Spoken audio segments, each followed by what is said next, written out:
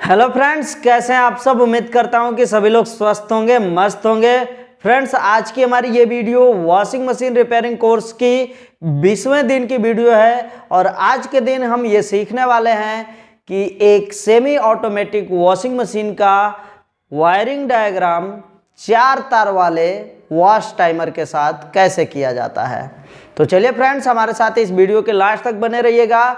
आपको हर एक बात समझ में आने वाली है और यहाँ से धीरे धीरे जो है कि हम लोगों का वायरिंग टफ होता जाएगा। अभी आपने 3 तार वाले के साथ इसके पिछले वीडियो में वायरिंग कनेक्शन सीखा था वॉशिंग मशीन का। अब यहाँ पर हम लोग 4 तार वाले वॉश टाइमर के साथ इसका पूरा कनेक्शन सीखेंगे और ये 4 तार वाला सिंगल नॉब का भी आता है और डबल नॉब का भी आता है। चलिए हम स्टार्ट करते हैं और यहाँ पर हमने हेडिंग लिखा है 4 तार वाले वॉश टाइमर के साथ सेमी ऑटोमेटिक वॉशिंग मशीन का कनेक्शन डायग्राम, सिंगल नॉब एवं डबल नॉब। दोनों कनेक्शन सेम ही होंगे क्योंकि चाहे इसमें सिंगल नॉब हो, मतलब घुमाने वाला सिंगल हो या डबल हो, इसके जो तारों की संख्या होती है 4 ही होती है और इन चारों का कनेक्शन एक ही जैसा होता है। यदि ये डबल रहेगा तो एक इसमें टाइमर रहता है और दूसरा क्या रहता है, वॉश सेलेक्टर रहता है,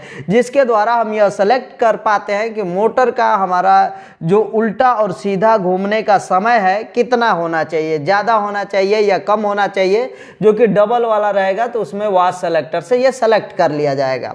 चलिए हम इसको स्टार्ट करते हैं और इसको समझते हैं कि किस तरीके से इसका पूरा वायरिंग किया जाएगा। यदि हम यहाँ पर तारों की संख्या का गिनती करें कि नीचे के तरफ कितने तार हैं, तो मेन लीड से 3 तार मान लीजिए, 3 गो ये 6 कितना हो गया, 12।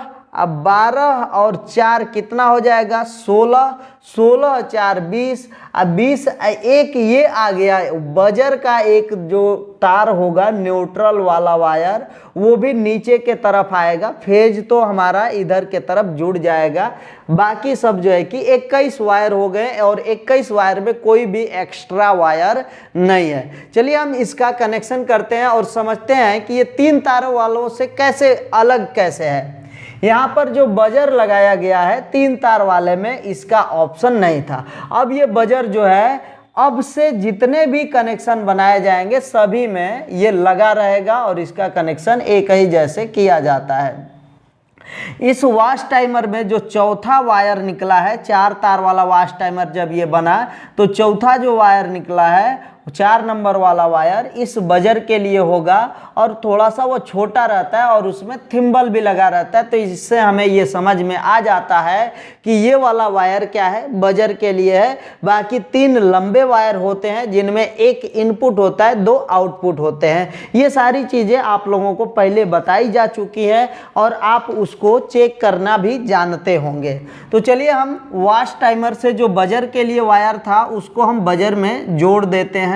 इस तरीके से ये फेज सप्लाई बजर में इस तरीके से चला गया और ये जो है न्यूट्रल सप्लाई के लिए नीचे वायर आ गया है। जब न्यूट्रल इस मोटर को दिया जाएगा उसी में से हम इस बजर को भी दे देंगे। अब बात रही फेज सप्लाई की, तो फेज सप्लाई हम यहाँ से स्टार्ट करते हैं और इसमें जो है सबसे पहले इधर के तरफ फेज सप्लाई दे देते हैं। अब ये वॉश टाइमर में क्या हो गया, फेज सप्लाई इन हो गया। उसके बाद इसी फेज सप्लाई को हम आगे बढ़ाएंगे और इसको लेकर चले जाएंगे कहाँ पर, सेफ्टी स्विच के किसी भी एक वायर में इसको जोड़ देंगे। 2 तार निकला रहता है तो किसी एक में हम इसको जोड़ देंगे और उसके बाद जो दूसरे वाले वायर से यही फेज क्या होता है, बाहर के तरफ निकलेगा। उस बाहर के तरफ जो निकलने वाला वायर है उसको डायरेक्ट मोटर पर न जोड़ करके स्पिन टाइमर पर जोड़ा जाएगा। स्पिन टाइमर पे एक इन हो गया, फिर वापस एक से आउटपुट कर लिया जाएगा। ये वाला वायर कहाँ जोड़ा जाएगा, तो मोटर के रनिंग पर, स्पिन मोटर के रनिंग पर जोड़ा जाएगा। अब चलिए हम इसके कैपेसिटर को इस मोटर के साथ जोड़ देते हैं। इस कैपेसिटर में 2 कैपेसिटर है, एक 10 MFD का है और एक 5 MFD का है। वॉशिंग मशीन का कैपेसिटर सेम ऐसे ही आता है जिसमें 4 तार पहले ही से बने होते हैं। तो इसका जो 2 तार है इस स्पिन मोटर के रनिंग और स्टार्टिंग से ही जोड़ा जाएगा। और ये हर एक मोटर में सेम ऐसा ही रहता है। एक तो यहाँ पर स्टार्टिंग वाले वायर पर जोड़ दिया जाएगा और एक को जो है हम यहाँ पर रनिंग वाले वायर के साथ जोड़ देंगे। ये हमारा क्या हो गया, 5 MFD का जो कैपेसिटर था वो स्पिन मोटर के साथ जुड़ गया। उसी तरीके से हम 10 MFD वाले कैपेसिटर के तार को इस WM मतलब वाश मोटर के साथ जोड़ेंगे। तो इस तरीके से आप देख सकते हैं आसानी से हमने दोनों कैपेसिटरों को उनके जगह पर जोड़ दिया। 10 वाले को WM के साथ और 5 वाले को SM के साथ, मतलब इसको वाश मोटर के साथ और इसको स्पिन मोटर के साथ जोड़ दिया है। इसका काम ख़त्म कर देते हैं। इधर स्पिन टाइमर का जो ये फेज सप्लाई आउट हो रहा है इसको हम रनिंग वाले वाइंडिंग पर दे देंगे और यहाँ पर देने से क्या होगा, ये मोटर उल्टा घूमेगा क्योंकि इसको उल्टा घूमने के लिए ही बनाया गया होता है। अब जो है उसके बाद यहाँ से 2 तार रिटर्न हो रहे हैं और इन दोनों तारों को कहाँ पर पहुँचाना है, तो हमारे इस वाश मोटर के इन दोनों तारों पर इस दोनों तारों को जोड़ना है बारी बारी से।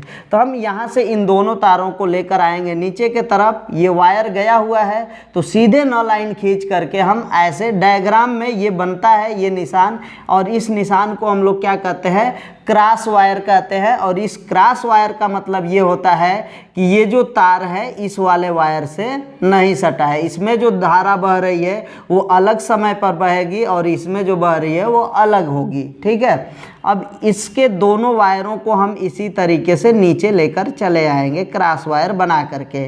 इन दोनों तारों को हम लेकर आएंगे इधर के साइड में और इन दोनों तारों को मोटर के रनिंग और स्टार्टिंग पर जोड़ दिया जाएगा। अब कहिएगा कि कौन सा तार रनिंग पर और कौन सा स्टार्टिंग पर, तो कोई भी तार रनिंग पर और कोई भी तार स्टार्टिंग पर जोड़ा जा सकता है। इसमें आपको कहीं कोई शंका नहीं रहना चाहिए। तो अभी तक जो है हम लोगों ने फेज सप्लाई का कनेक्शन पूरी तरह से इस वॉशिंग मशीन के कनेक्शन डायग्राम में कंप्लीट कर लिया है। अब चलिए न्यूट्रल सप्लाई की बात करते हैं। तो न्यूट्रल सप्लाई इस मोटर को चाहिए, इस मोटर को चाहिए और यहाँ पर एक बजर लगाया गया है उसको चाहिए। तो इस मोटर को और इस मोटर को कहाँ पर चाहिए, तो इसके कॉमन सप्लाई पर, कॉमन वाले वायर पर न्यूट्रल सप्लाई चाहिए। तो इन दोनों के कॉमन को आपस में जोड़ दिया जाता है और यहीं से जो न्यूट्रल सप्लाई है इसको हम बाहर के तरफ निकाल लेते हैं। इस तरीके से यहाँ से न्यूट्रल सप्लाई बाहर के तरफ निकल गई। अब ये जो है फेज और न्यूट्रल सप्लाई आपके पूरे सिस्टम में आ गया है। एक इसमें अभी कमी रह गई है, वह क्या है, बजर का जो एक तार बचा हुआ है इसको हमने न्यूट्रल पर नहीं जोड़ा है। तो इसको हम इसी न्यूट्रल पर क्या करेंगे, जोड़ देंगे इस तरीके से। तो इस तरीके से आपने देखा कि 4 तार वाला जो वॉश टाइमर है उसके साथ हमने वॉशिंग मशीन का कनेक्शन पूरी तरह से कंप्लीट कर लिया है। ये सिंगल नॉब के साथ था। डबल नॉब में क्या होगा, कुछ नहीं होगा, तारों की संख्या वही रहेगी, बस ये थोड़ा सा ऐसे बढ़ जाएगा और इसका जैसे ये नॉब है यहाँ पर एक और नॉब लग जाएगा और ये जो दूसरा नॉब लगता है ये वॉश सेलेक्टर कहलाता है और ये वॉश टाइमर कहलाएगा।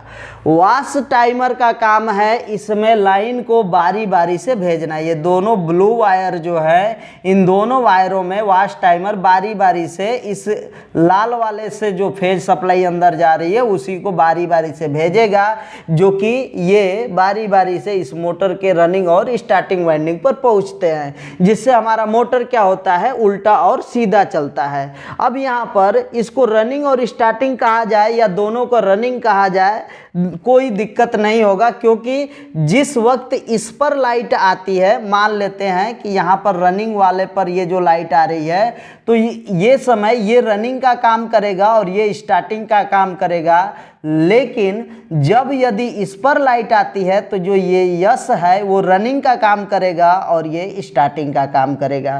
कहने का अर्थ ये है कि जिस पर आप फेज सप्लाई या जो भी सप्लाई का तार दे देते हैं, इन दोनों में से जिस पर पहुंचता है वह रनिंग कॉइल बन जाता है, और जिस पर कैपेसिटर के माध्यम से पहुंचता है वो स्टार्टिंग कॉइल बन जाता है।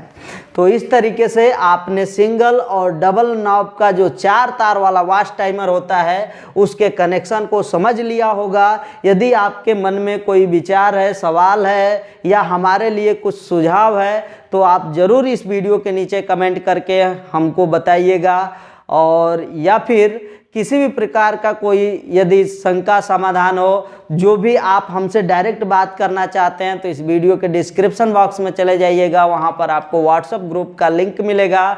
मेरा व्हाट्सएप ग्रुप ज्वाइन कर लीजिएगा, वहां पर भी हम आप लोगों से सवाल जवाब करते रहते हैं। तो फ्रेंड्स चलिए, उम्मीद है कि आप लोगों को सब कुछ समझ में आया होगा। मिलते हैं नेक्स्ट वीडियो में नेक्स्ट टॉपिक के साथ। तब तक के लिए जय हिंद, वंदे मातरम।